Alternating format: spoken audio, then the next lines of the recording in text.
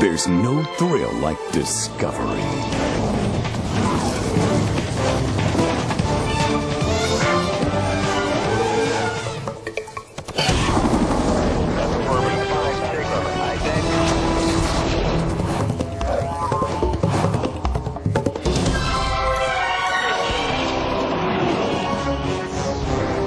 The Discovery Channel.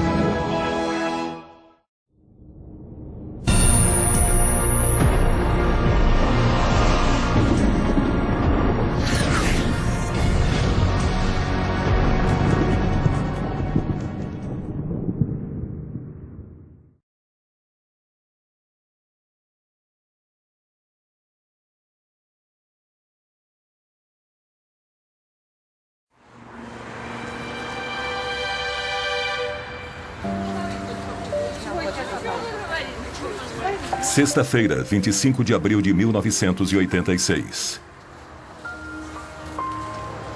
Um belo dia de primavera para os 43 mil habitantes de Pripyat, na Ucrânia. Um dia que ficará gravado na memória deles para sempre.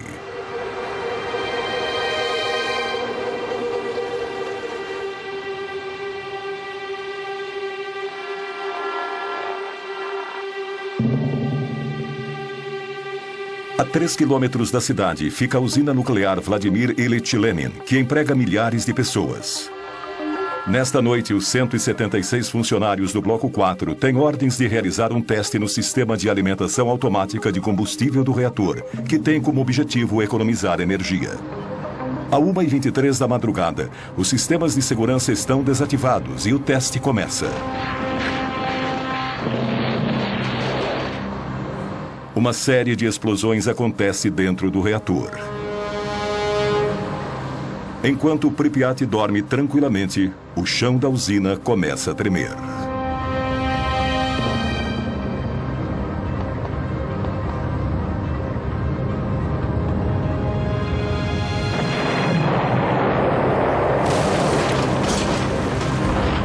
A tampa de 1.200 toneladas do reator explode.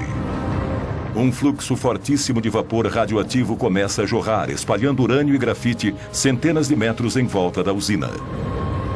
Da enorme cratera, uma chuva de fogo carregada de partículas radioativas é lançada a 1.000 metros de altura. Eram várias cores muito brilhantes. Laranja, vermelho, azul. Parecia um arco-íris. Foi lindo. O pior acidente nuclear da história tinha acabado de acontecer.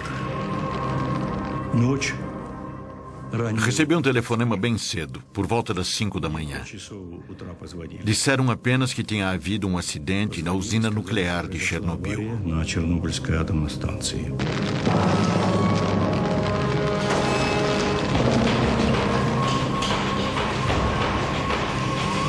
Os primeiros bombeiros a chegarem ao local não tinham o equipamento de proteção adequado. Eles despejaram milhares de litros de água sobre aquele estranho incêndio que nada parecia capaz de extinguir. Todos foram expostos a doses letais de radiação. 2 homens morreram naquela noite, outros 28 nos meses seguintes. Foram as primeiras vítimas de Chernobyl. Ninguém estava preparado para uma crise como aquela. Nos 7 meses seguintes, 500 mil homens enfrentariam um inimigo invisível. Uma batalha cruel e silenciosa que ceifou a vida de milhares de heróis anônimos e atualmente praticamente esquecidos. Foi graças a esses homens que o pior foi evitado. Uma segunda explosão, 10 vezes mais potente do que a de Hiroshima e que teria destruído metade da Europa. Isso foi mantido em segredo por 20 anos, tanto pelos soviéticos como pelo Ocidente.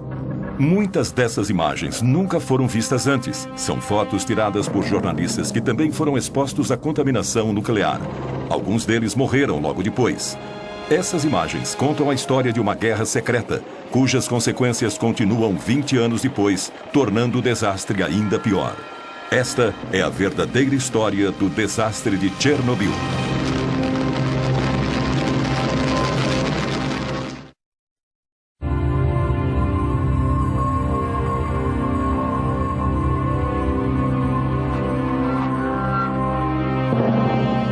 Nas primeiras horas da manhã, as nuvens já tinham sido contaminadas pela coluna radioativa com mais de 1.000 metros de altura. Igor Kostin era fotógrafo da agência de notícias Novosti, quando um amigo que era piloto de helicóptero telefonou e se ofereceu para levá-lo para sobrevoar Chernobyl. Tudo o que Kostin sabia era que algo tinha acontecido na usina durante a noite. Ele foi o primeiro jornalista a ver a enorme cratera de perto.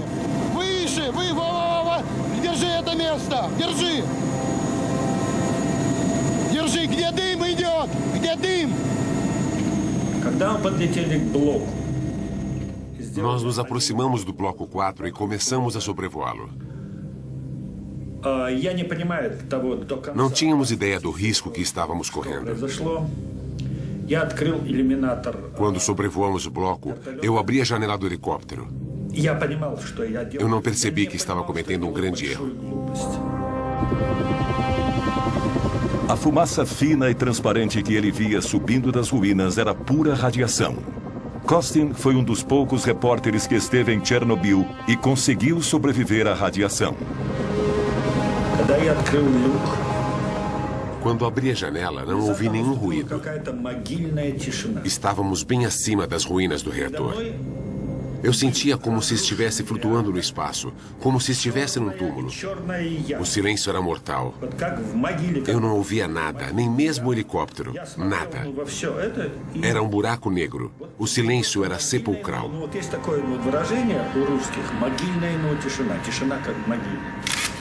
Essa é a primeira foto tirada da cratera. Depois de cerca de 1 minuto, meu equipamento começou a pifar. Não entendi o que estava acontecendo. Pensei que as minhas pilhas estavam fracas. Só pude tirar umas 12 fotos. Quando voltei para Kiev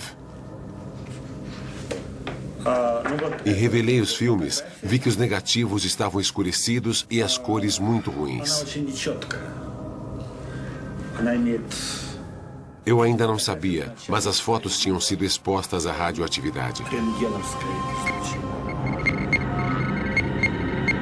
No centro do reator que explodiu, debaixo de 14 metros de destroços, a grafite que revestia o combustível nuclear queimou e derreteu o urânio.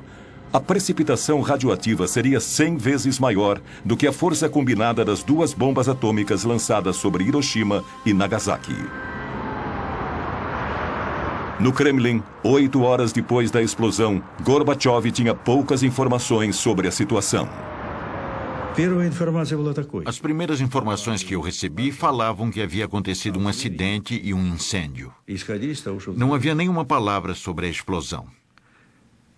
No início disseram que não houve explosões. As consequências dessas informações falsas foram dramáticas. К решению этой проблемы возникшей.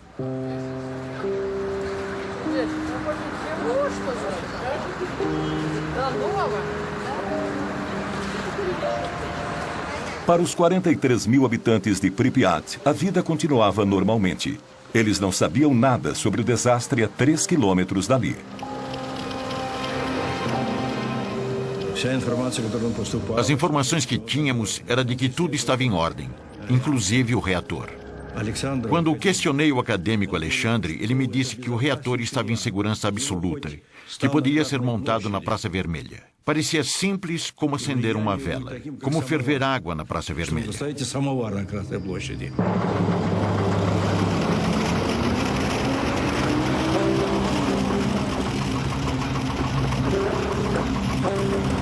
Na cidade, começaram os boatos de que havia acontecido um incêndio na usina e de que algumas pessoas haviam morrido durante a noite, mas não havia nenhuma informação oficial. Os raios brancos nessas imagens são resultado da radioatividade no filme. As pessoas nas ruas olhavam para os soldados mascarados espalhados pela cidade sem entender. O coronel Gremeniuk comandou as tropas responsáveis por manter a situação sob controle.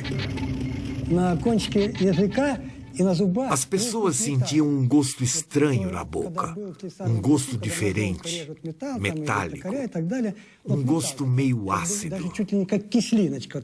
Dizem que a radiação não tem gosto. Só mais tarde é que percebemos que era o gosto do iodo radioativo.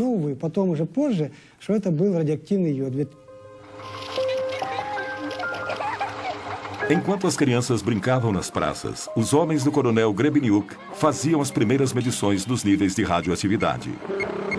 Naquele tempo, a radioatividade era medida em unidades chamadas Rontgens. O nível normal de radiação na atmosfera é de cerca de 12 milionésimos de 1 Rontgen.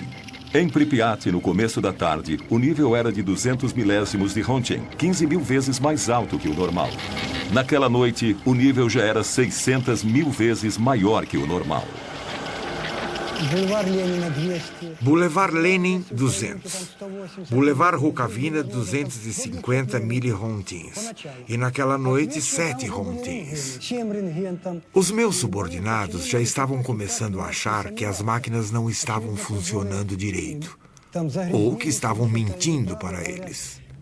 Não sabíamos que o reator ainda estava queimando e que a radiação continuava a se espalhar. Este mapa foi selado com plástico, porque ainda é radioativo.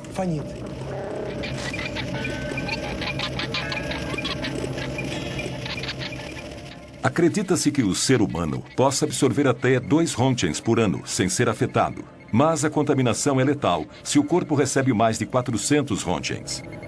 Naquele primeiro dia, os habitantes absorveram uma dose de radiação 50 vezes maior que a considerada inofensiva. Naquele passo, a população receberia a dose letal em 4 dias.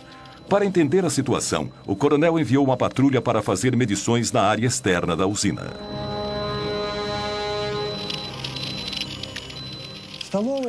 As primeiras medições foram registradas nesse mapa, 2.080 rontgens. Fiquei preocupado com meus subordinados. Como podia mandá-los entrar ali?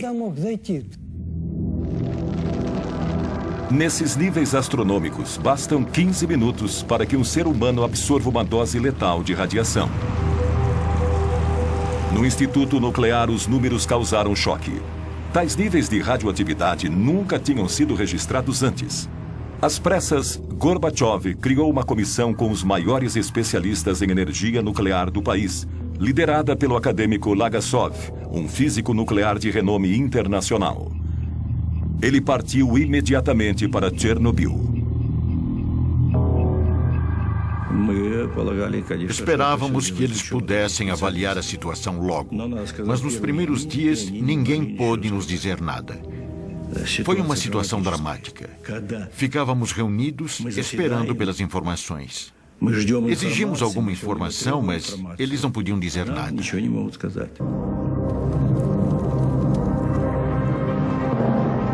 20 horas após a explosão, o nível de radioatividade continuava a subir. Naquela altura, as portas e janelas já deveriam estar seladas e a população deveria estar tomando pílulas de iodo para combater os efeitos da radioatividade, mas nada disso tinha sido feito. Apesar da tensão crescente na cidade, a população ainda não tinha sido informada da situação.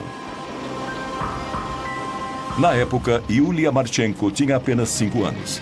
Ela morava em Pripyat com a família. O pai dela trabalhava na usina. Meus pais me levaram para a escola como sempre. Tudo estava absolutamente normal. Meu pai já sabia que tinha havido um acidente, mas nenhuma precaução tinha sido tomada ainda.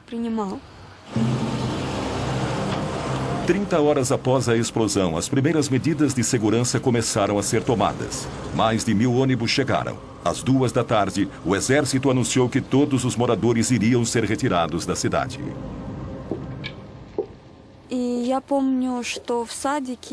Eu me lembro que naquele dia, no jardim de infância, as professoras deram pílulas de iodo para as crianças.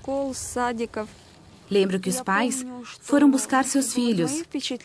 Todo mundo estava apressado, correndo de um lado para o outro, mas não havia pânico.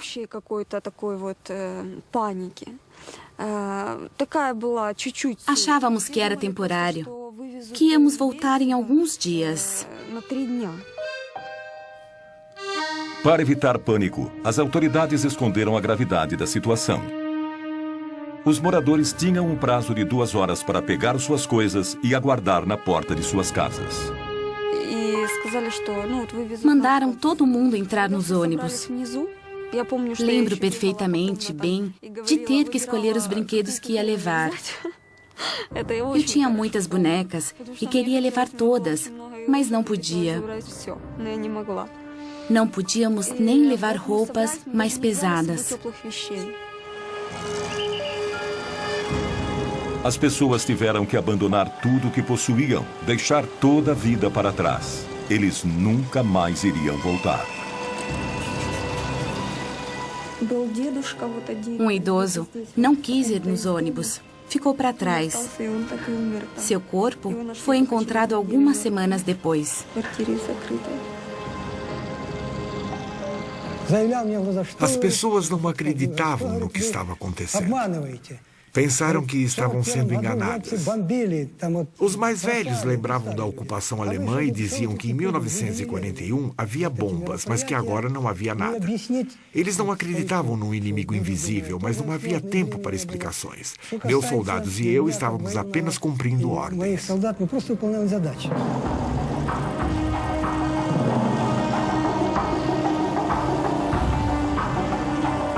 Em 3 horas e meia, 43 mil pessoas foram retiradas contra sua vontade, mas sem tumulto.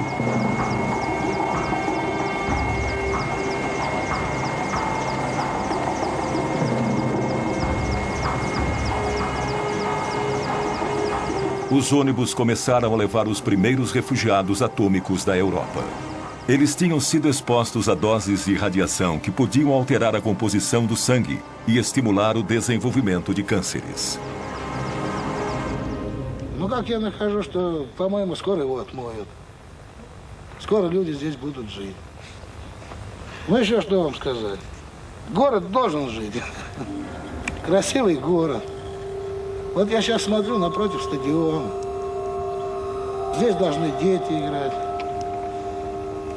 Ну, без риска, по-моему, нигде нельзя.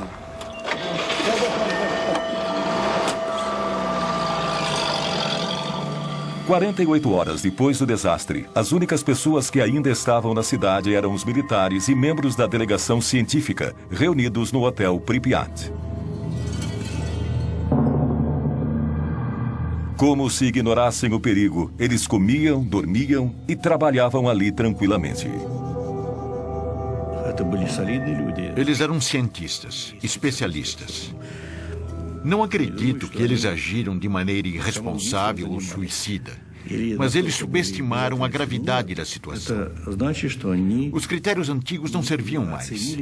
Já tinha havido outros acidentes nucleares no nosso país e nos Estados Unidos, mas as informações foram mantidas em segredo. Nunca havia acontecido um acidente de tamanha proporção. Eles até achavam que o reator estaria operacional em maio ou junho. Enquanto isso, o vento começou a levar nuvens carregadas de partículas radioativas para o norte.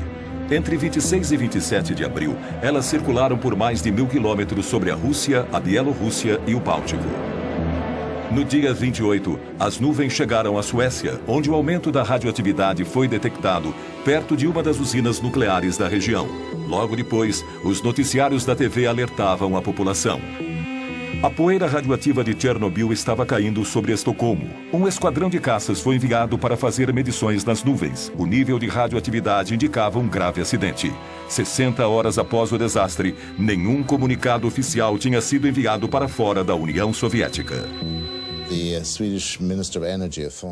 O ministro das Minas e Energia sueco me telefonou na segunda. Eu estava no escritório em Viena e ele me disse que tinham registrado níveis altíssimos de radioatividade nas proximidades da usina nuclear de Forsmark, no leste da Suécia. Eles concluíram que a nuvem tinha vindo de fora. Me perguntaram se eu sabia alguma coisa a respeito e eu disse que não, mas que ia investigar. Entramos então em contato com a Polônia. Apesar de não terem uma usina nuclear, podiam ter tido algum outro tipo de acidente. E é claro, entramos em contato com os russos. O que havia acontecido? Uma explosão? Nuvens radioativas? Contaminação grave? Foi a Suécia que enviou o alerta para nós.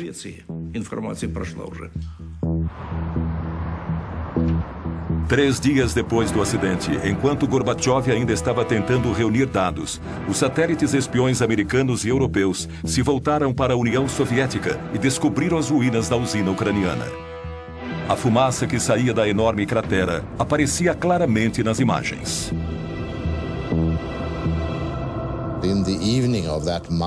Naquela segunda-feira à noite, no dia 28, recebemos uma mensagem de Peter Petrovsky, chefe da Comissão de Energia Nuclear russa. Ele nos informou sobre o acidente ao mesmo tempo em que os russos avisavam o resto do mundo. No Politburo, nós decidimos que toda e qualquer informação deveria ser reportada a nós. Por isso, chamei a KGB e ordenei que eles acompanhassem tudo o que estava acontecendo lá e que nos transmitissem todas as conversas dos cientistas. Mandei que enviassem aquelas informações a mim pessoalmente.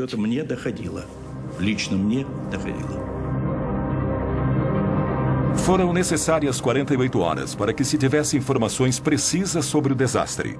Foram 2 dias inteiros, durante os quais os 43 mil habitantes de Pripyat ficaram expostos à contaminação. E o problema continuava. Na parte inferior do reator, 1.200 toneladas de magma incandescente continuavam a queimar a mais de 3.000 graus, liberando gases e poeira radioativa na atmosfera. A Europa inteira estava à mercê dos ventos.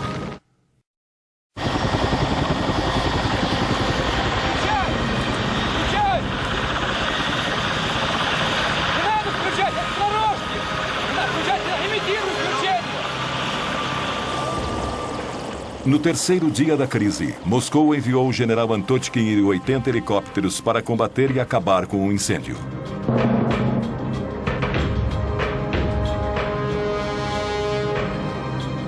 Quando chegou, o general sobrevoou o reator em ruínas a 200 metros de altitude.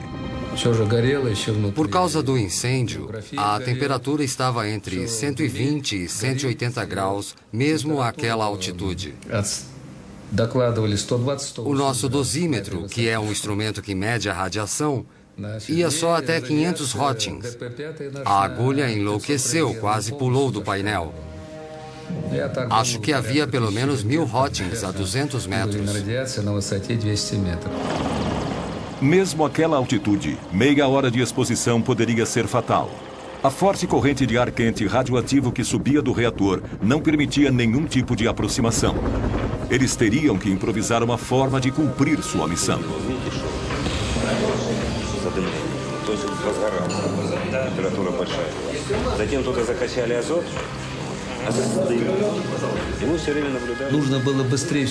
Algo tinha que ser feito o mais rápido possível.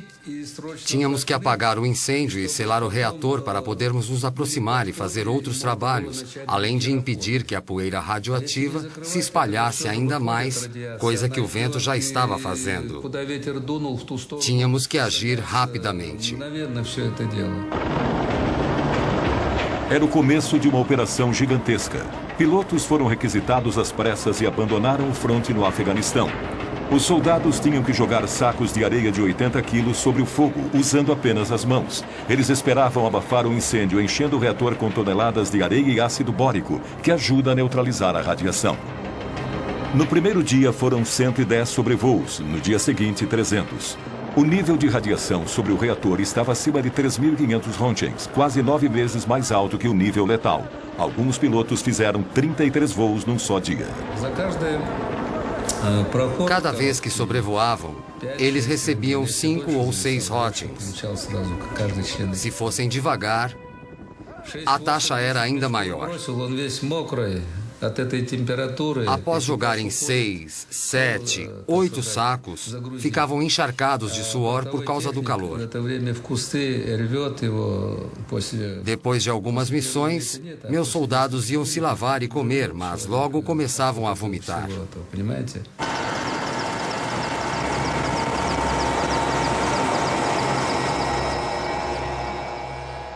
As vítimas foram enviadas para o hospital número 6, em Moscou.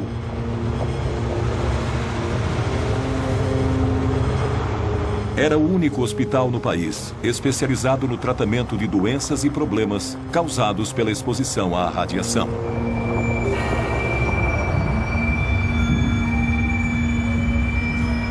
Os sintomas iniciais da exposição à radiação, enjoos, vômitos, náusea e diarreia, são seguidos por um período de latência. Só bem mais tarde, os piores sintomas aparecem, como a deterioração da medula óssea e o aparecimento de queimaduras horríveis, que destroem todos os tecidos. Para nós do hospital era muito difícil ver os pacientes psicologicamente falando. Eles vinham direto do aeroporto e quase todos eram muito jovens.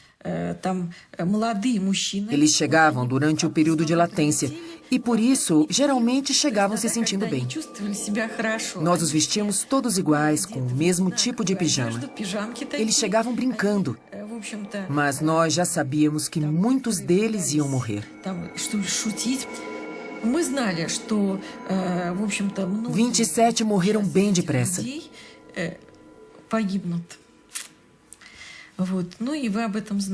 Todos tinham recebido doses cavalares de radiação.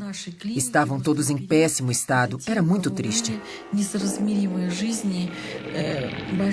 E todos eles tinham queimaduras terríveis pelo corpo, alguns pelo corpo todo.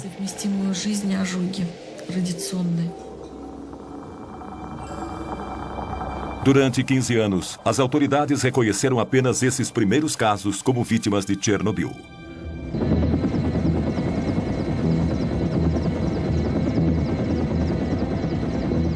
A 30 quilômetros a leste da usina, a floresta foi completamente queimada pelo deslocamento de ar radioativo causado pela explosão. Mas a área do desastre já tinha se espalhado muito mais. Desde a explosão, as partículas radioativas levadas pelas nuvens começaram a cair como a chuva. Muitas regiões em várias partes da Ucrânia, Bielorrússia e Rússia foram contaminadas. No dia 1º de maio, o vento mudou e também contaminou algumas áreas em Kiev, como mostra um mapa desenhado a partir das leituras feitas pelos homens do coronel Grebeniuk. As áreas mais contaminadas aparecem em vermelho, cercadas pelas áreas onde o nível de radiação era normal. Mas a população ainda não havia sido avisada. Houve apenas um relato, um minúsculo artigo de rodapé na página 3 do Pravda, que minimizava a gravidade do acidente e dizia que o perigo já tinha passado.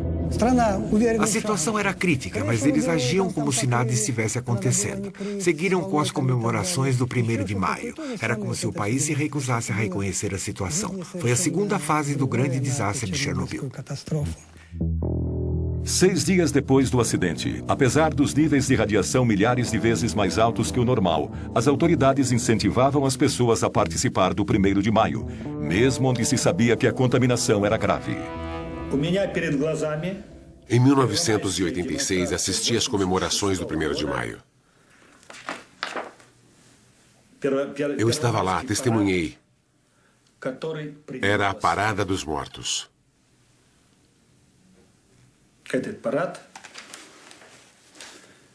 E as mortes seriam terríveis.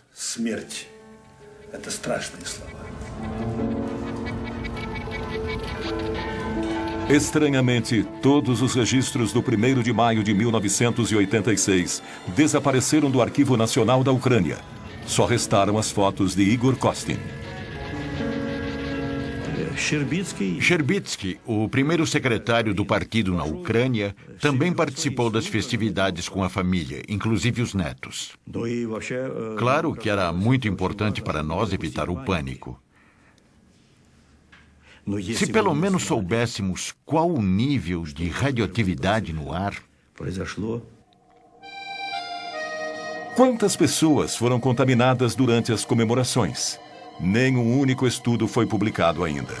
Vladimir Sherbitsky, primeiro secretário do Partido Comunista Ucraniano, cometeu suicídio pouco depois.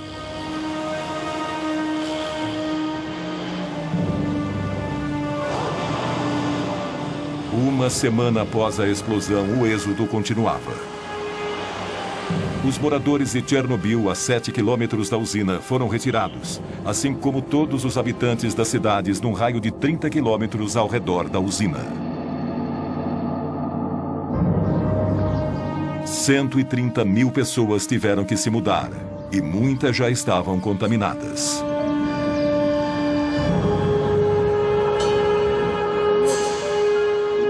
Uma área de 300 mil hectares da Ucrânia e Bielorrússia foi abruptamente evacuada e isolada do resto do mundo.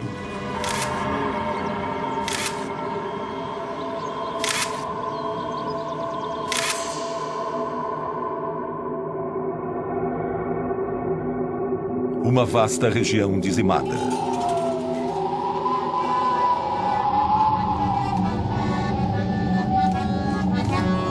Toda uma cultura arrancada de sua terra natal.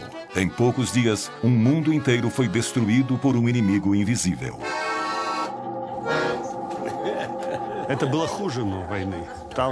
Foi pior do que a guerra. Porque você não via o inimigo. Na guerra, você vê os canhões, as metralhadoras, os tanques. Aqui não se via nada. A radiação estava por toda parte. Ela atravessava as pessoas. Ela ataca e só depois você começa a sentir seus efeitos. Às vezes, anos mais tarde. É assustador.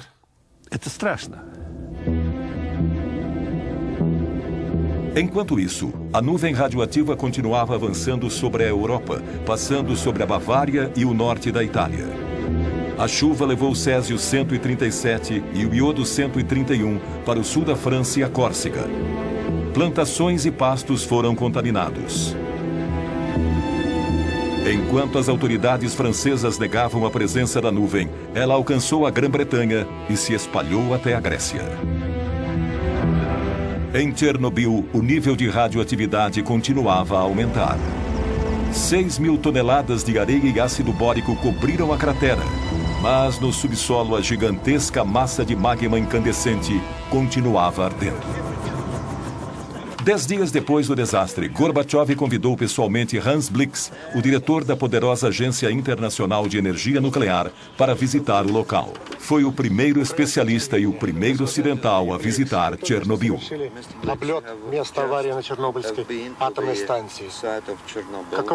Ваше мнение, что можно сказать по этому поводу?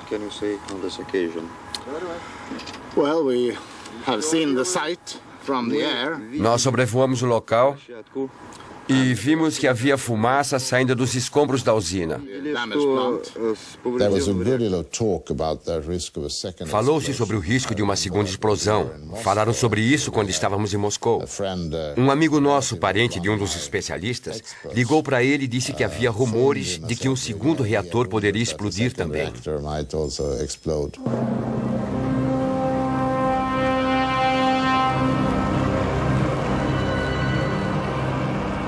Na parte inferior do reator, 195 toneladas de combustível nuclear ainda estavam queimando, gerando um calor inacreditável que aos poucos foi derretendo a areia da superfície. As rachaduras logo começaram a aparecer. Depois que tapamos o buraco, a temperatura lá dentro começou a subir.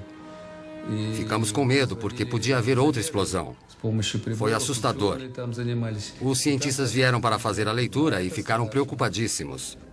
Tinham medo de que a temperatura alcançasse um nível crítico, o que provocaria uma segunda explosão. Teria sido uma tragédia sem precedentes.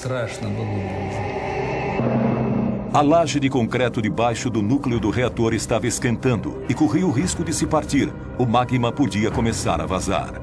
A água que os bombeiros jogaram logo depois do desastre estava empoçada embaixo da laje. Se o magma entrasse em contato com a água, isso causaria uma segunda explosão, ainda mais devastadora do que a primeira. Os maiores especialistas do país foram chamados para ajudar. Vassili Nesterenko era um deles. Na época, ele trabalhava com mísseis intercontinentais soviéticos. Se o calor fizesse com que a laje de concreto trincasse, bastaria que 1.400 quilos da mistura de urânio e grafite entrassem em contato com a água para detonar uma segunda explosão.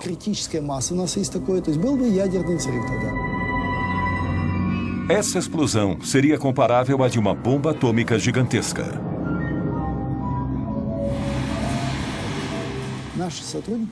Nossos especialistas avaliaram os dados e concluíram que a explosão teria uma força de 3 a 5 megatons. Minsk, a 320 quilômetros de Chernobyl, desapareceria do mapa e a Europa ficaria inabitável. Precisávamos parar o processo. Se ele continuasse, teria sido uma catástrofe nuclear. Teria sido um desastre sem precedentes.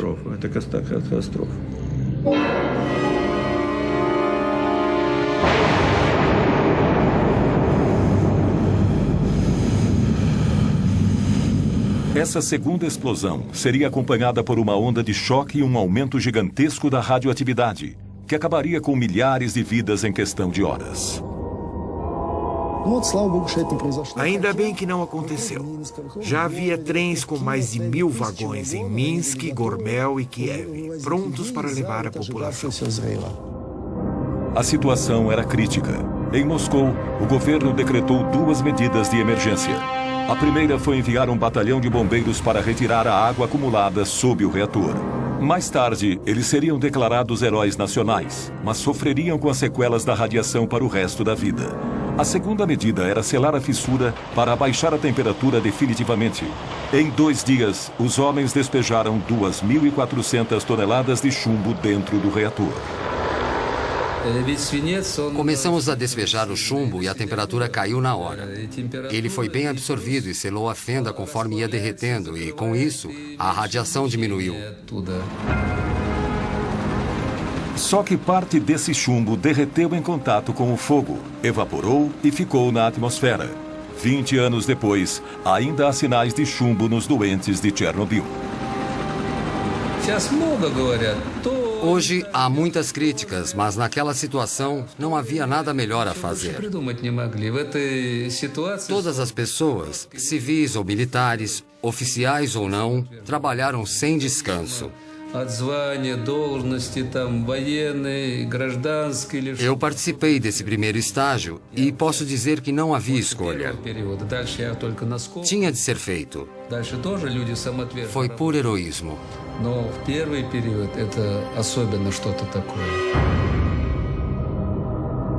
Durante a operação, 600 pilotos foram contaminados. Todos morreram, mas seus esforços adiaram o pior por alguns dias. Embora tivesse sido coberto, o incêndio não tinha acabado. Sobrevoos com helicópteros não iam resolver o problema.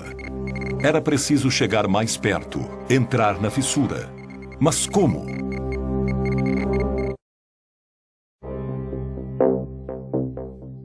Diante da ameaça de uma segunda explosão, as medidas de emergência continuaram. A planta da usina revelou que era possível chegar à zona ativa através dos túneis de cabos e canos feitos de concreto. Uma delegação de técnicos do Instituto Kurchov se aventurou no labirinto. Era uma tarefa difícil, já que parte dos túneis tinha sido destruída pela explosão. Com o maçarico, eles abriram um buraco no quarto reator e inseriram detectores de radioatividade, termômetros e câmeras.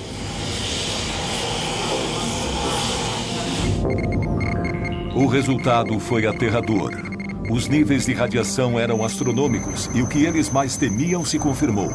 O magma quente tinha trincado a laje de concreto, vazado para uma área inferior vazia e agora ameaçava se infiltrar ainda mais. O risco de haver uma explosão era de 5, 10%. Drenamos a água debaixo do reator, mas era preciso fazer mais. Tínhamos que pôr alguma coisa embaixo do reator para impedir que o magma se infiltrasse. Alguma coisa que o impedisse de vazar. Nada impedia que o magma se infiltrasse ainda mais no subsolo arenoso. Abaixo do reator havia um enorme sistema aquífero que abastecia o país inteiro.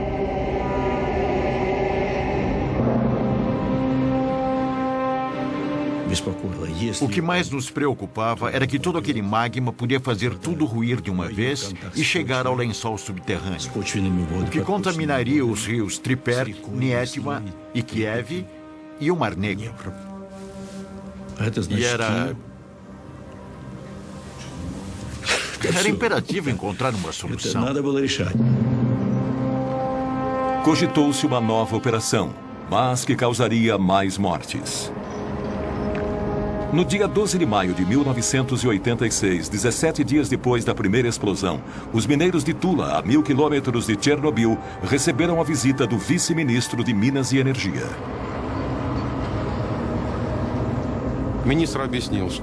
O ministro falou sobre o acidente em Chernobyl. Disse que precisava de mineiros da nossa região de Moscou e nos deu 24 horas para reunirmos os nossos pertences. No dia seguinte, um ônibus nos pegou numa praça e nos levou para o aeroporto de Moscou. No dia 13 de maio, nossos camaradas já estavam trabalhando em Chernobyl.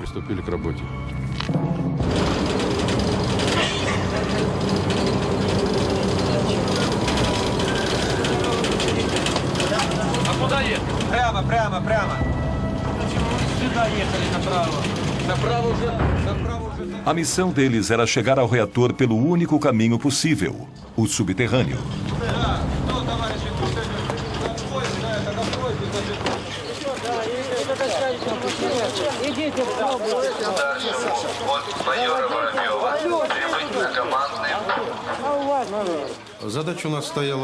Nossa missão era uma só: cavar um túnel de 150 metros a partir do terceiro reator até a avaria embaixo do quarto reator. Depois, tínhamos que construir embaixo do quarto reator um túnel de 30 metros de comprimento por 30 metros de largura para depois instalar o dispositivo para resfriá-lo. Para limitar a exposição à radiação, os mineiros fizeram um buraco de 12 metros antes de começar a cavar na direção do reator. Ali, eles fizeram uma câmara de 2 metros de altura por 30 de largura, onde foi montado um sistema de refrigeração com nitrogênio líquido.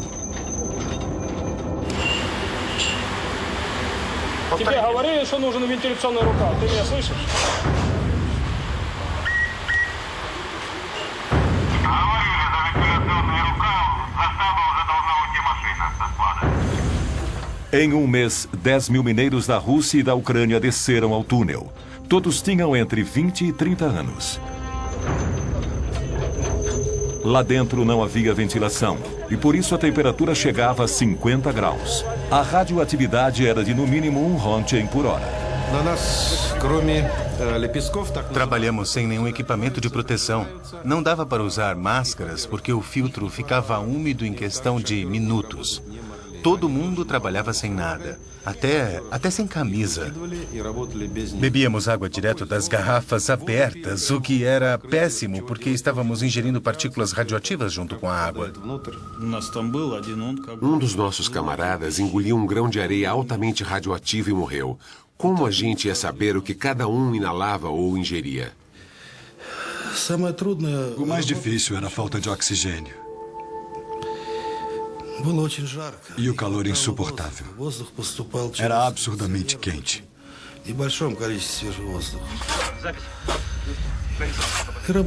O pior era que precisávamos trabalhar rápido. Trabalhar sem descanso.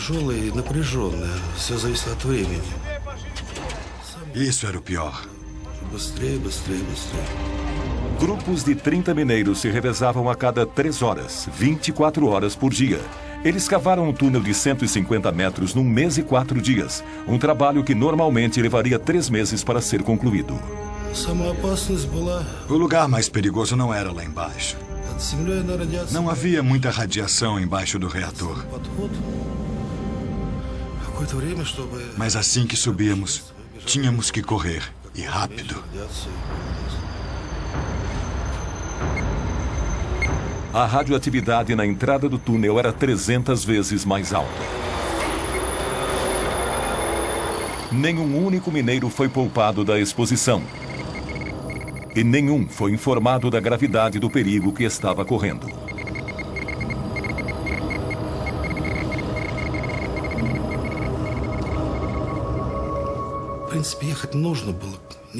Alguém precisava fazer aquilo. Se não fôssemos nós, seriam outros. Nós cumprimos nosso dever. Se devíamos ter aceitado, é muito tarde para julgar. Eu não me arrependo.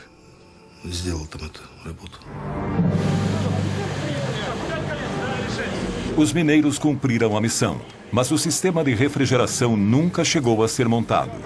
A câmara subterrânea foi preenchida com concreto para solidificar a estrutura. Segundo dados oficiais, cada mineiro recebeu de 30 a 60 rontgens. Mas os sobreviventes afirmam que receberam até 5 vezes mais. Estima-se que 1/4 desses homens morreu antes dos 40 anos de idade. 2.500 vidas se perderam, mas não constam de nenhuma estatística oficial.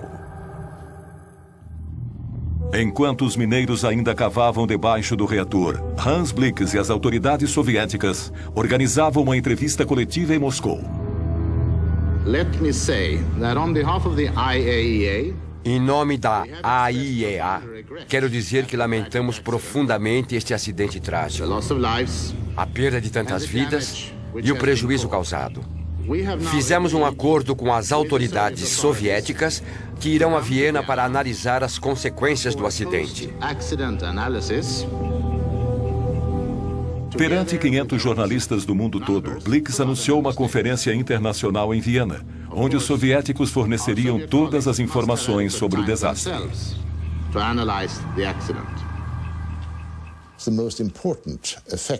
O resultado mais importante da entrevista coletiva foi que o povo russo passou a acreditar no governo. As pessoas estavam acostumadas a nunca acreditar no que o governo dizia, porque ele sempre omitia informações. O povo nunca sabia de nada. Então, quando ouviram as notícias do acidente, ficaram com medo que fosse pior. E era.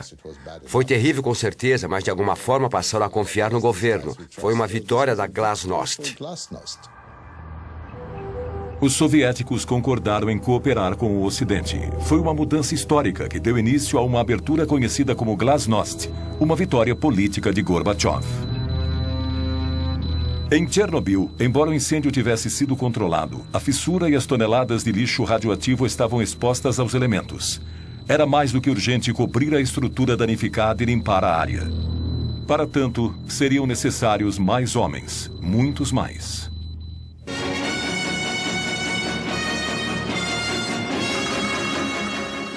Добрый вечер, товарищи.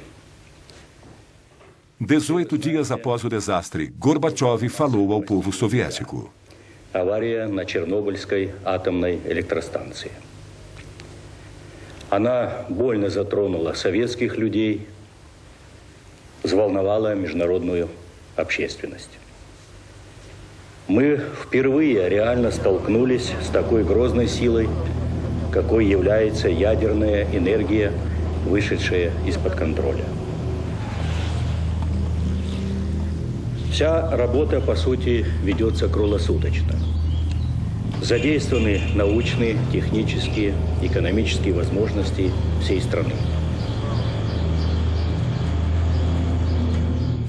O país todo foi mobilizado. Nada de formalidades burocráticas. Se alguém tinha o que precisávamos, pegávamos. A preocupação com os custos ficou para depois. Pegávamos tudo de que precisávamos. Era uma situação de emergência. O O general Nikolai Tarakhanov comandou as tropas terrestres. Em apenas um ano, 100 mil soldados e oficiais passaram por Chernobyl. Eram todos reservistas. Foram convocados pelas autoridades das cidades onde viviam e enviados para o fronte. Militares ou civis, oficiais ou soldados rasos, eles ficaram conhecidos como liquidadores, um termo inventado naquela situação. Sua missão, liquidar, acabar com a radioatividade. Сначала ходишь первые дни, прячешься, одеваешь маску, а потом уже забываешь, даже на производстве уже забываешь одевать ее. Уже как дома, чувствуешь себя действительно, привыкаешь здорово. Все улыбаются, все довольны. Водку не продают. Вообще в Москве такой слух был, что на Чернобыль приезжает, водителям каждый день дают 150 грамм этого. Я с женой разговаривал, 150, и рассказываю, говорю, в столовую заходишь 150, выходишь 150. Она, ты хоть закусывай там. Самое интересное, тут просто нет.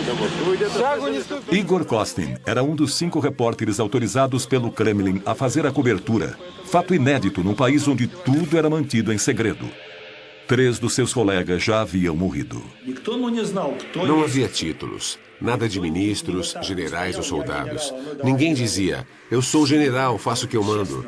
Todo mundo estava fazendo o melhor que podia.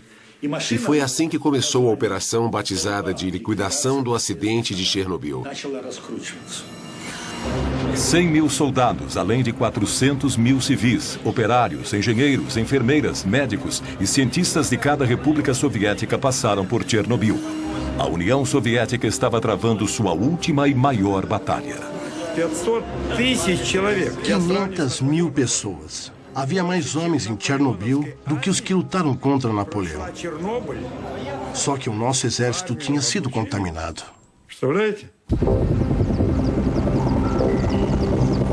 Do céu, os helicópteros despejavam toneladas de um líquido grudento, uma mistura que aglutinava e colava a poeira radioativa no chão.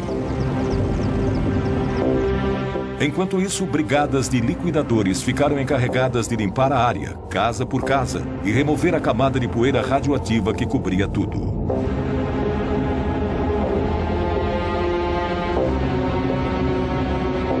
Создавались специальные бригады охотников.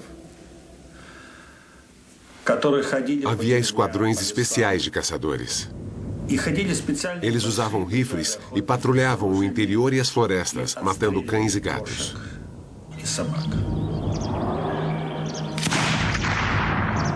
Todos os animais tiveram que ser mortos, porque depois de vagar pelas áreas mais contaminadas, estavam encharcados de radioatividade e podiam contaminar os liquidadores.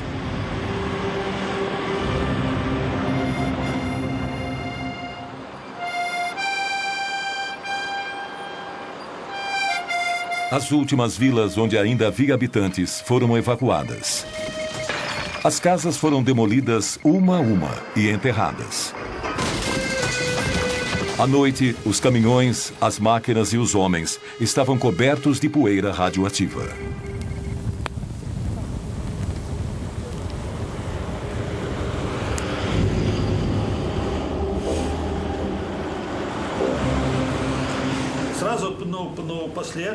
Um amigo me falou, Igor, vamos rápido tomar banho. E lá fomos nós. Nos esfregamos um ao outro durante uma meia hora, com uma bucha grossa e um sabão bem forte, bem concentrado.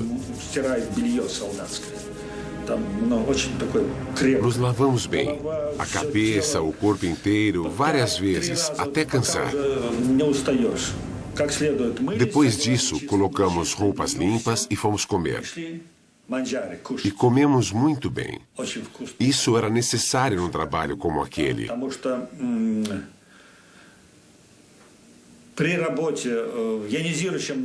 Porque com a radiação ionizante, você precisa estar forte, bem forte, porque toda essa radiação se aloja nos pontos mais fracos do seu organismo e lá se instala.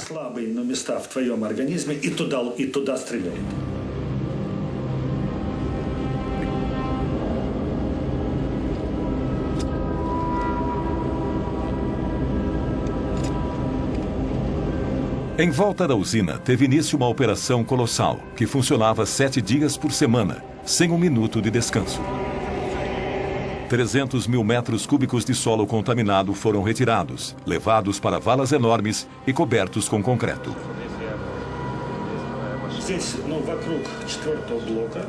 Aqui, em volta do quarto reator, foi onde as missões mais perigosas aconteceram. 8 semanas depois da explosão, os liquidadores atacaram o coração do problema. Para neutralizar o lixo tóxico a longo prazo e impedir que se espalhasse ainda mais, o reator inteiro teria que ser isolado. Lev Bocharov foi um dos engenheiros que desenhou a enorme estrutura que cobriria o quarto reator completamente. Um sarcófago de aço e concreto de 170 metros de comprimento por 66 metros de altura. Aquele foi um projeto único. Ninguém jamais havia construído uma estrutura como aquela numa área tão radioativa. Só podíamos trabalhar alguns minutos de cada vez. Um projeto como esse nunca havia sido feito.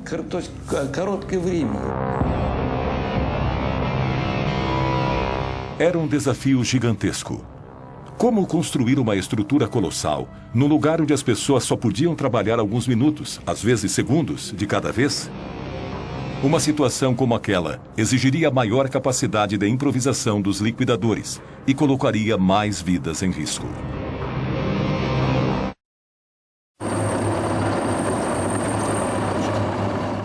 Doze semanas se passaram desde a primeira explosão no bloco 4 da usina nuclear de Chernobyl. Para impedir que a contaminação se alastrasse, o ataque final foi lançado.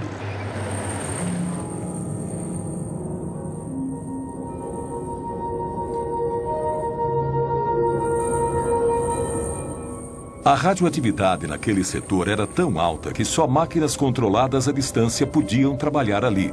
Só que alguém tinha que levar essas máquinas até o local. Os trabalhadores só podiam ficar ali alguns minutos. Caso contrário, receberiam uma dose letal de radiação. Cada segundo aumentava o risco de vida. Esse era um dos veículos blindados. Parece primitivo, mas nós mesmos tivemos que construir.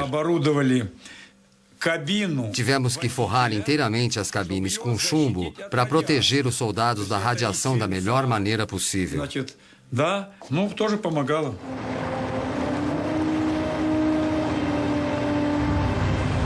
Cada peça metálica da estrutura era fabricada às vezes a centenas de quilômetros dali.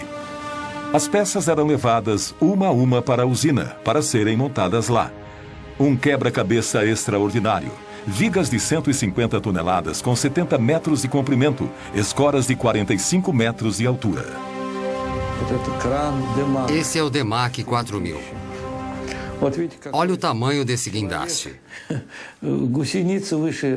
Não podíamos trabalhar ali muito tempo, então não podíamos nos dar ao luxo de errar. Um mínimo erro de cálculo e teria sido impossível montar tudo.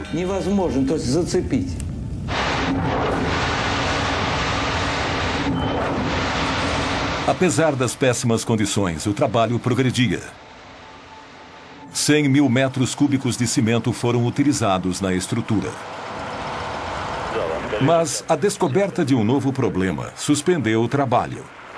O teto da usina estava coberto por pedaços de grafite contaminados.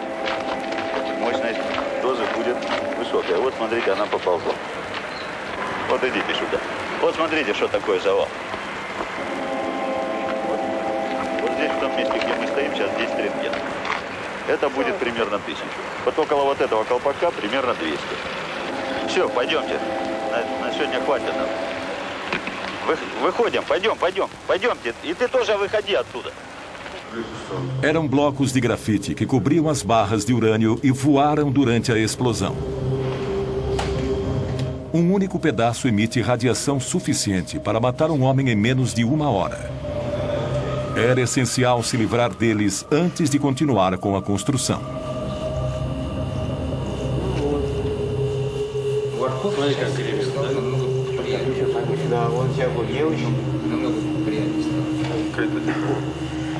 Там очень большие уровни радиоактивного излучения, и поэтому туда подойти крайне тяжело. Ну и зачем туда пускать людей, когда может техника сработать? A solução foi levar robôs até o telhado para jogar os destroços radioativos lá de cima. 60 metros abaixo, outros robôs juntavam os detritos e os enterravam em valas. Mas depois de alguns dias, a radioatividade ambiente começou a afetar até as máquinas. Os circuitos eletrônicos não aguentaram. Entraram em colapso e pararam de funcionar. Uma das máquinas quase se jogou de cima do telhado. Как вы собираетесь его разворачивать? Он же поперек висит.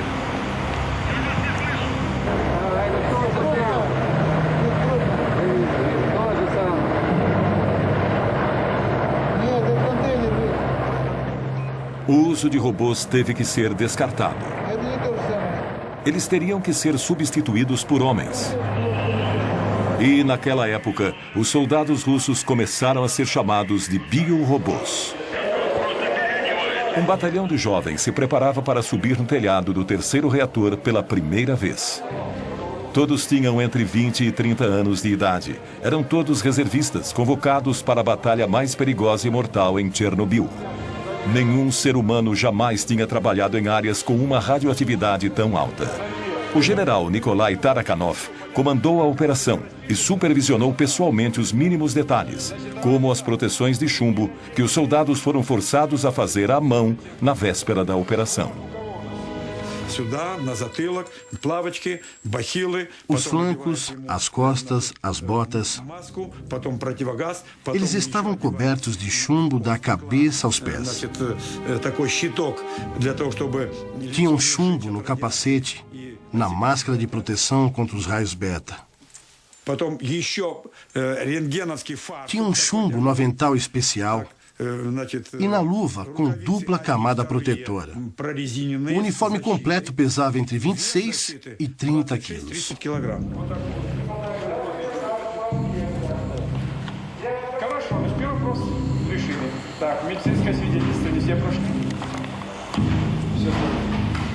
Подождите, это ответ, значит, не по существу. Анализ крови, правильно? Значит, я, товарищи, говорю, мы проводили 2 дня назад эксперимент с научным центром. Офицеры ходили туда вместе со мной. Понятно? Значит, страшного, конечно, ничего там нет. Это ясно.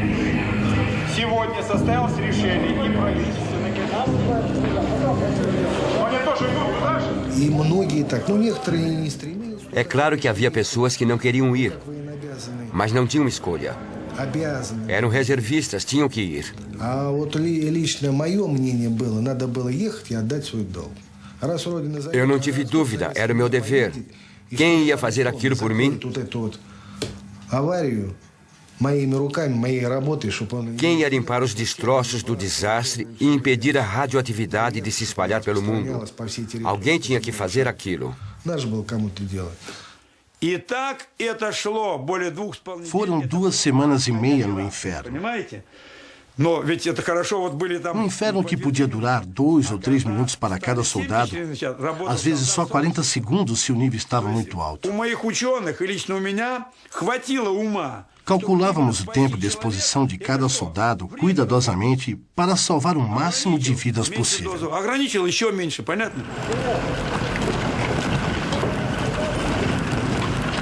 Quando a sirene tocava, um grupo de 8 soldados ia para o telhado junto com um oficial. A missão era bem simples: juntar os destroços radioativos o mais rápido possível e jogar tudo para baixo.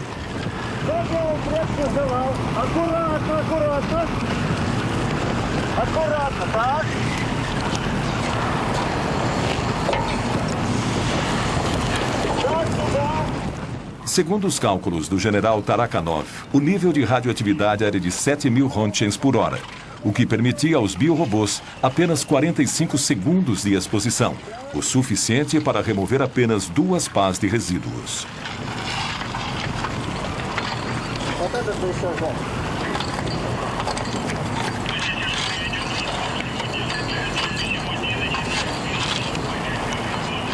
каждого была своя маленькая долика, это как обычно, как вот в любое дело. Parecíamos formigas. Assim que os primeiros terminavam a tarefa, eram substituídos imediatamente por outros. Todo mundo trabalhava, por menos tempo que fosse.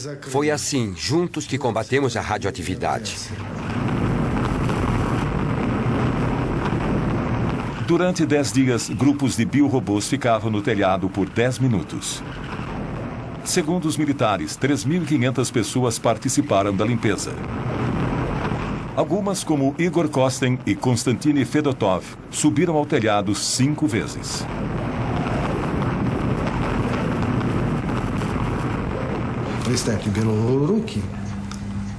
Chegamos a pegar destroços com 1.500 Rontgens. Depois de um dia de trabalho, as mãos doíam tanto que você não conseguia nem fechar o punho.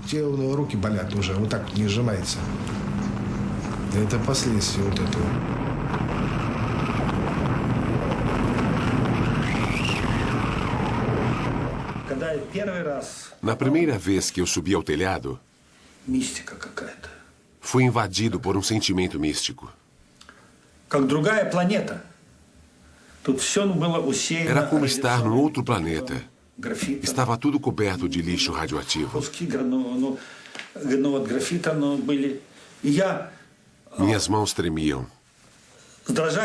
Eu não sabia em que mundo estava. Comecei a tirar fotos.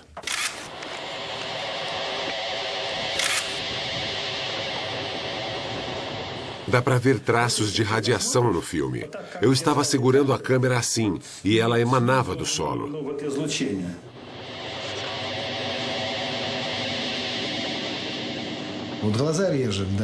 Os olhos começavam a arder e você ficava com um gosto metálico na boca.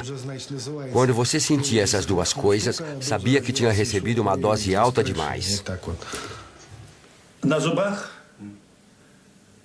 Eu não conseguia sentir os dentes.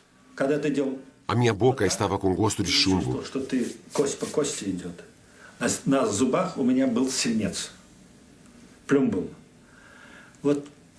Eu fazia assim com os dentes, mas não sentia nada. Eu até batia os dentes. Estava tudo coberto de chumbo. Até hoje, 20 anos depois, ainda sinto aquele gosto de chumbo na boca.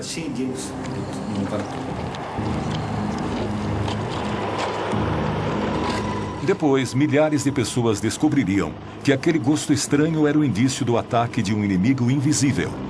Enquanto os biorobôs sacrificavam a vida no telhado da usina, a limpeza prosseguia numa área de 30 quilômetros ininterruptamente.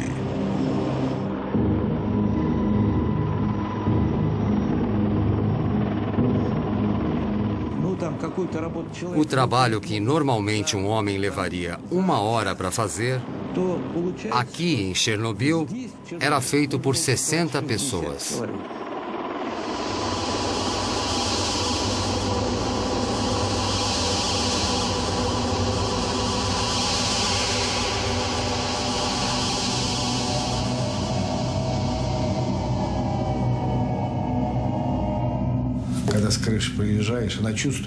Quando a gente descia do telhado, parecia que todo o nosso sangue tinha sido sugado por vampiros.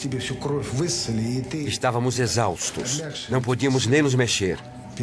Tinha gente que sangrava pelo nariz. Os bombeiros ficavam de plantão.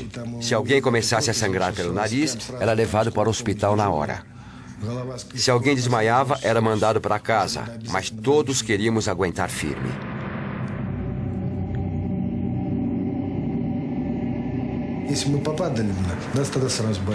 Na época, éramos jovens e fortes.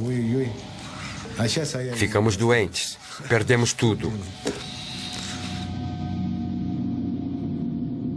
Книжечки 20,5. Na minha ficha consta que recebi 20,5 Roentgens. O que isso significa? Na verdade, a dose que recebi foi muito maior que essa.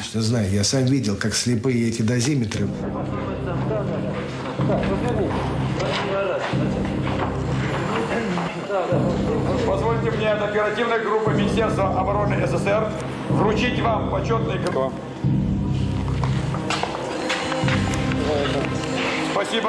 Como recompensa, cada soldado recebeu um certificado de liquidador e uma gratificação de 100 rublos, o equivalente hoje a cerca de $100 americanos.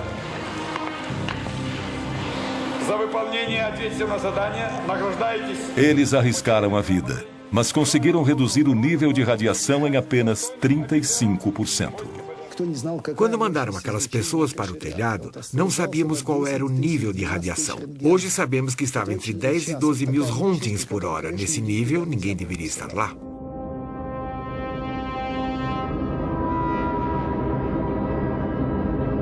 Sete meses após a explosão, a área tinha sido limpa e o sarcófago construído.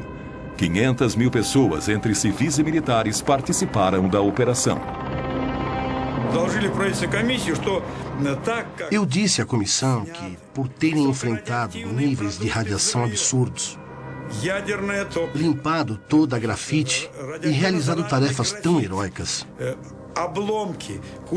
os nossos soldados mereciam algum ato simbólico, como hastear a nossa bandeira.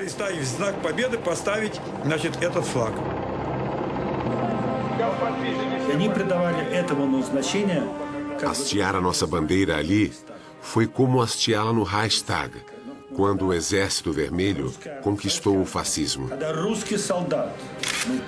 Para aqueles soldados, a bandeira era um símbolo do triunfo sobre a radioatividade.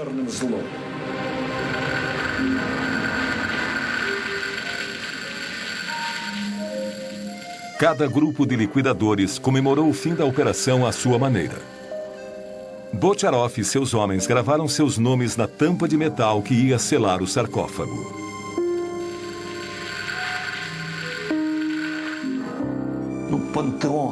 O sarcófago é um panteão. Um túmulo. Um mausoléu. Nosso segundo mausoléu. Depois daquilo, paramos de construir usinas nucleares.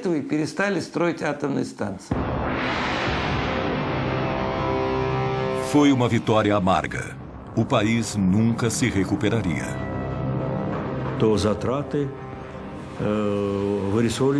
Aquilo nos custou 18 bilhões de rublos. Cada rublo na época valia $1. 18 bilhões. É muita coisa se considerarmos que logo depois o preço do petróleo entrou em colapso.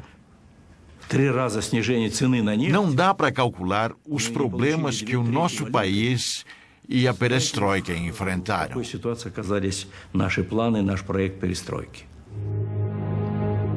A primeira nevasca começou a cair sobre Chernobyl.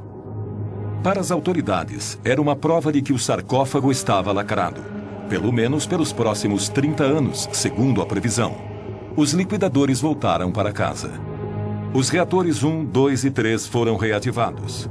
A primeira batalha de Chernobyl terminou anunciando o fim da União das Repúblicas Socialistas Soviéticas. E para muitos, marcou o início de uma guerra que, 20 anos depois, ainda não acabou. 20 anos depois, Pripyat ainda é uma cidade fantasma. Acompanhada por Igor Kostin, Yulia foi ver o apartamento em que morou com a família até o dia da evacuação. Diferentemente do que foi dito, nenhum único habitante pôde voltar a morar nos prédios abandonados.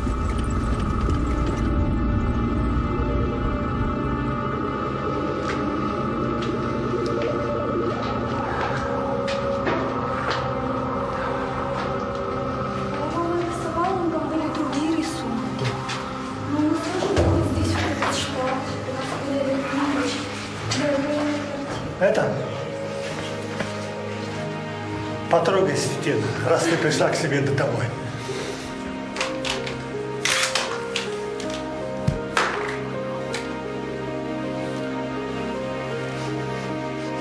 Para Igor Kostin, a visita também traz lembranças dolorosas.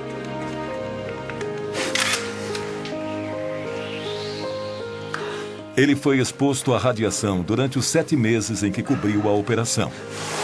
Desde então, tem que ficar hospitalizado mais de 2 meses todos os anos. Новую энергию в завтрашний день. Родина, как никто, был больше для этой энергии человека. Это твоя родина, твоя земля сейчас впитала все мощное, что только мы можем быть отсюда.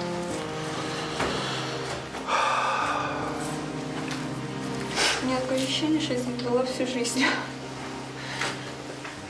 Ты маленькая. Спокойно, дружище, спокойно. Para centenas de milhares de refugiados, bem como para centenas de milhares de veteranos da Batalha de Chernobyl, a luta contra o inimigo invisível ainda não terminou. Todos os que estiveram em Chernobyl ainda sofrem com a radioatividade que absorveram. Nos meses seguintes ao acidente, os liquidadores lotaram os hospitais por toda a União Soviética. 20 anos depois, aqueles que ainda estão vivos continuam a frequentar o hospital número 6. São todos vítimas do que os especialistas chamaram de Síndrome de Chernobyl.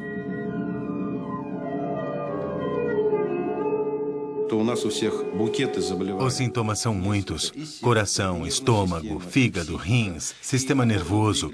Nosso corpo todo sofreu com as mudanças radicais no metabolismo causadas pela radiação e exposição química.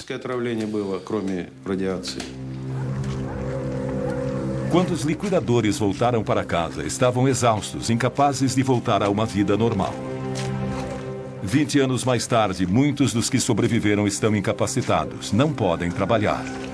Parece que as autoridades esqueceram suas dificuldades e diminuíram o valor das pensões. Os veteranos da guerra do Afeganistão ainda estão vivos, enquanto nós morremos aos poucos. Escrevi um poema sobre isso. Estou cheio de tristeza, nostalgia e angústia. É como uma bala na têmpora que nada pode deter. E a mãe reza em segredo para que Deus poupe a vida do seu filho.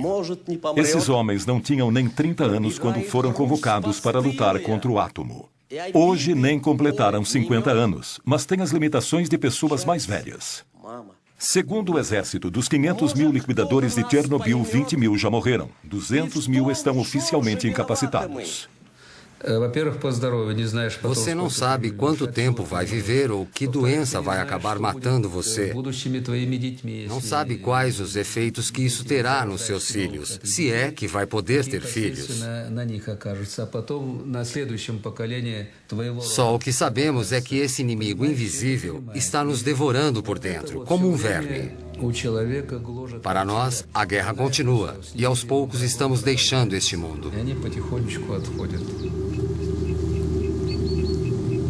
Apesar de tudo isso, depois de 2 décadas, apenas 59 mortes foram oficialmente atribuídas ao acidente de Chernobyl. Nenhum único estudo foi feito com os 130 mil refugiados da região. Nenhum único dado estatístico levantado sobre o estado dos 500 mil liquidadores. Nenhum número sobre a população que continua a morar perto de Chernobyl e das áreas contaminadas. Essas pessoas nunca souberam o nível de radiação que receberam. 6-0, да? Це вже підвищується. Вчора була 5 і 7, а сьогодні вже 6-0. Степень однаково може бути. Да? Плюс-мінус. Плюс-мінус. Це не таке страшне. Слухайте, до скількох страшне? До скількох? Ну, кажіть правду. До скількох страшне? До скількох? До 20. Uma representante do Soviete Supremo descobriu que as reais consequências do acidente foram encobertas quando a União Soviética se dissolveu em 1991. Aproveitando o momento de anarquia em que o país se encontrava, ela conseguiu pôr as mãos em cópias de vários documentos secretos. Um relatório de 600 páginas do Comitê Central, preparado enquanto a Batalha de Chernobyl ainda estava sendo travada. Quando eu li aqueles documentos, descobri que as coisas aconteceram de maneira muito diferente. Eu percebi o tamanho da mentira que os líderes do partido contaram. O decreto número 12 dizia que em 12 de maio de 1986, 10.198 pessoas já tinham sido hospitalizadas, das quais 345 mostravam sinais de lesões causadas pela radiação. Ao mesmo tempo, as autoridades diziam que estava tudo bem, que não tinha sido nada sério. Portanto, eles mentiram para nós. De acordo com Ala, outra passagem revela que as autoridades mudaram os padrões arbitrariamente, multiplicando por 5 aquela que era considerada a dose aceitável de radiação para o corpo humano. Quando eles aumentaram os parâmetros, muitas pessoas ficaram milagrosamente curadas. Elas recebiam alta do hospital e eram mandadas para casa. Foi um ato criminoso. A tendência de manipular números não aconteceu apenas entre os soviéticos. No final de agosto de 1986, a primeira conferência internacional relacionada a Chernobyl aconteceu a portas fechadas e foi presidida por Hans Blix. Nenhum jornalista ou observador foi admitido no anfiteatro. A delegação russa era presidida por Lagasov, responsável pela comissão governamental durante a Batalha de Chernobyl. Quando nós o encarregamos de preparar o relatório, dissemos que ele devia contar tudo. Ele produziu um relatório rico em detalhes que deixou todo mundo em estado de choque. Lagasov falou durante 3 horas. Seu relatório concluiu que nas décadas futuras haveria cerca de 40 mil mortes causadas por câncer como consequência do acidente. O mundo ocidental recusou-se a aceitar essa estimativa, e isso gerou uma discussão inflamada entre o Ocidente e o Oriente.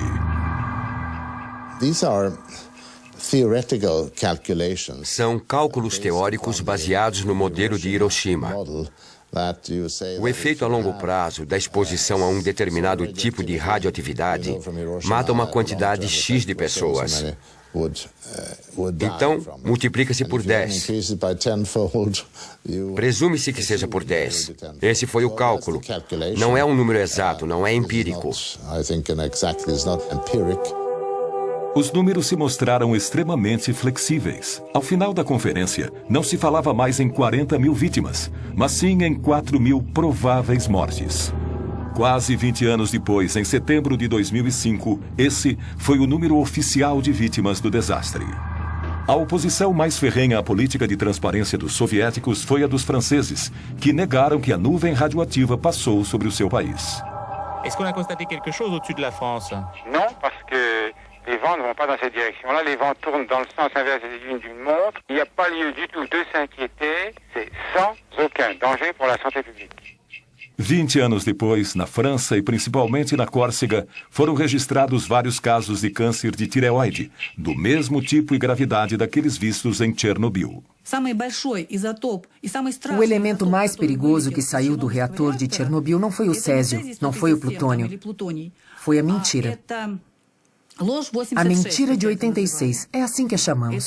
Uma mentira que se espalhou como a radioatividade pelo país e pelo mundo inteiro.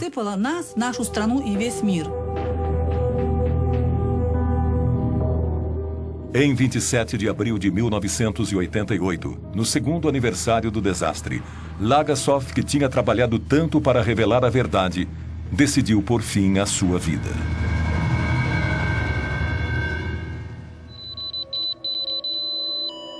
Atualmente, como metáfora perfeita da mentira institucionalizada, as partículas radioativas arremessadas do reator na explosão continuam a envenenar o solo.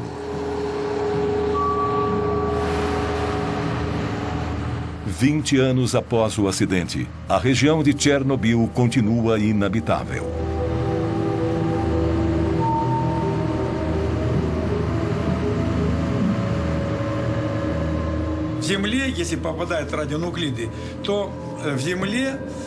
Em 5 anos, os radionuclídeos afundam 5 centímetros no solo contaminado.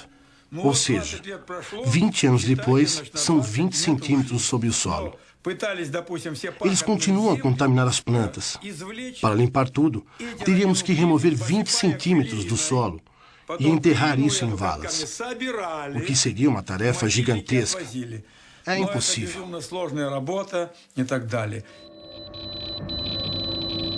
Atualmente, 8 milhões de pessoas vivem em áreas contaminadas na Ucrânia, Rússia e principalmente na Bielorrússia.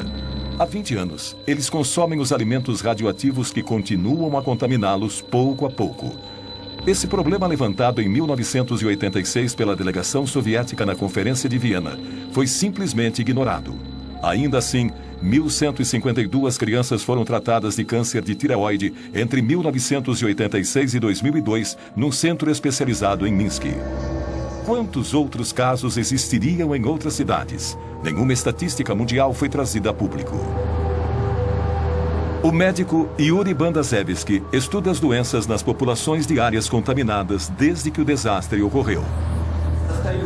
Quando suas conclusões foram publicadas em 1996, foram condenadas imediatamente. Preso e oficialmente condenado por corrupção, ele passou os 5 anos seguintes na prisão. Em novembro de 2005, ele ainda estava sob prisão domiciliar. Vejam o que acontece quando a mãe é contaminada com césio durante a gravidez. Numa única família, olhem quantas deformidades. Sem cabeça, ausência de olhos, crânios deformados. Esses são embriões de hamsters alimentados com grama contaminada da região de Gormel. Resultado, ninhadas inteiras de animais deformados. Eu fiquei horrorizado com o número de embriões deformados desenvolvidos em animais alimentados com comida contaminada por césio. Eu obtive um número horrível de deformidades em 2 semanas. Geralmente, quando você encontra um monstro, você pode descrevê-lo. Vocês devem conhecer o Museu Constacameira, de Pedro Grande, em São Petersburgo. Bem, na verdade, eu mesmo poderia criar quantos monstros eu quisesse.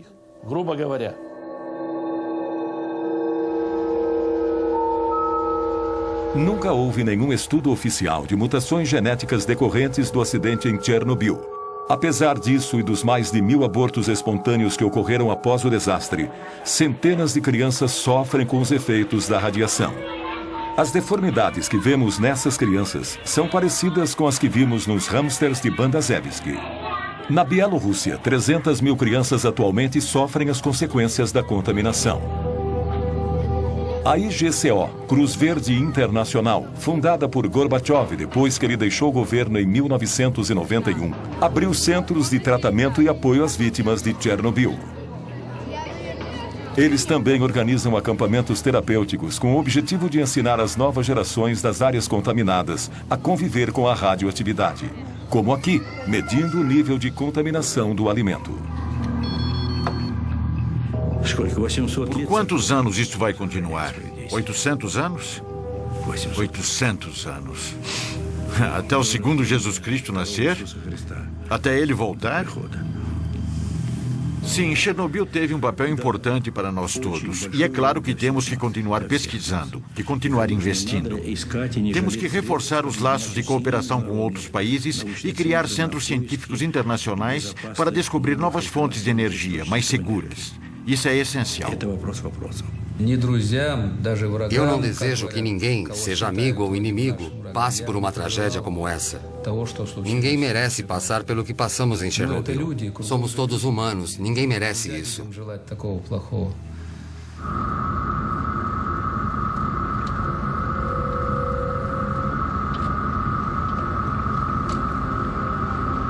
Bem no meio da região, a 10 quilômetros da usina nuclear e escondida na floresta, está Chernobyl 2. Há 20 anos, ninguém podia se aproximar desse enorme radar militar. O olho secreto de Moscou à procura de mísseis americanos.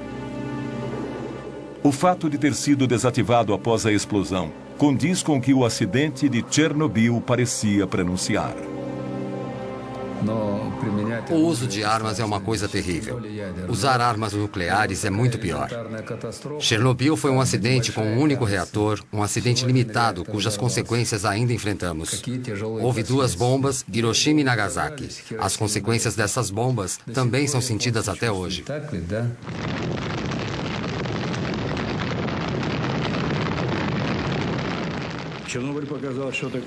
Chernobyl nos mostrou o que realmente acontece com a energia nuclear em mãos humanas. Calculamos que o nosso míssil mais poderoso, o SS-18, era tão poderoso quanto 100 Chernobyls. O SS-18 era a ogiva que os americanos mais temiam. E tínhamos 2.700 deles, todos apontados para os Estados Unidos.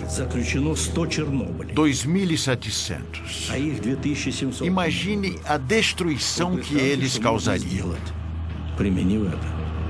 Mr. Gorbachev was probably right in saying Gorbachev estava certo em dizer que Chernobyl foi a melhor representação da radioatividade fora de controle. De certa forma, ele também disse que temos que nos afastar das armas nucleares. 1 ano e meio após o acidente em Chernobyl, Gorbachev desativou todas as ogivas nucleares com alcance entre 500 a 5.000 quilômetros. 10 anos mais tarde, o tratado que proibia testes nucleares foi assinado por países do mundo todo, menos pela Índia. Chernobyl marcou o início do desarmamento dos 2 maiores rivais nucleares do mundo. Chernobyl convenceu a todos. Tanto soviéticos como americanos perceberam a magnitude dos vulcões atômicos sobre os quais os 2 países estavam sentados. Não só esses 2 países, mas o mundo inteiro. O mundo inteiro. No entanto, a lição de Chernobyl parece estar sendo esquecida. Enquanto isso, sob o sarcófago do reator número 4, o veneno ainda é letal. Em 2001, os 3 reatores de Chernobyl foram desativados definitivamente. Mas 20 anos depois da explosão, os ponteiros do dosímetro ainda ficam malucos na base do sarcófago. Os níveis de radioatividade 100 vezes acima do normal contaminam os arredores da usina. A estrutura está enfraquecida pela chuva e pela erosão. Desde sua construção, 3.000 liquidadores têm vigiado na tentativa de evitar danos. Construímos o sarcófago para durar 30 anos. Achávamos que 30 anos depois da explosão, poderíamos construir um novo sarcófago sem ter que retirar os moradores. 20 anos se passaram e nada foi feito ainda. Ele tem que ser substituído, mas a Ucrânia não tem dinheiro para isso. Nós também não. Um novo sarcófago está sendo construído, mas sua montagem já está 10 anos atrasada. É uma estrutura de 108 metros de altura que deve cobrir o primeiro sarcófago completamente e que custará $1 bilhão. Hans Blix gerencia o fundo para a construção.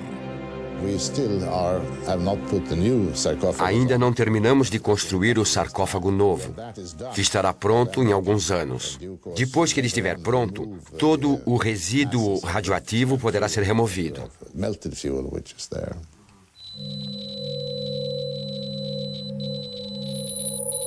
O magma frio que está dentro do reator, a 14 metros de profundidade, ainda é uma ameaça terrível. E assim continuará por muito tempo.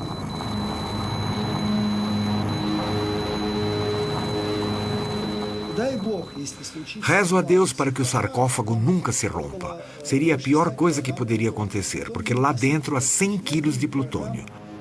1 micrograma é letal para o ser humano, ou seja, há plutônio suficiente ali para contaminar 100 milhões de pessoas. A meia-vida do plutônio, isto é, o tempo que metade dele leva para desaparecer, é 245 mil anos, o que pode ser considerado uma eternidade. Há certas áreas onde jamais haverá vida novamente. Apesar desse aviso terrível, o desarmamento nuclear que começou com Chernobyl está sendo questionado nos dias de hoje. Se o desenvolvimento nuclear para uso civil promete trazer soluções para problemas como combustíveis fósseis e aquecimento global, esse cenário nos lembra que essa é uma opção com sérias consequências, que requer o maior cuidado e informações exatas sobre os riscos que apresenta. Chernobyl também nos lembra que se temos que conviver com a radioatividade e os perigos inevitáveis que ela traz, precisamos poupar as gerações futuras dos riscos de um apocalipse nuclear.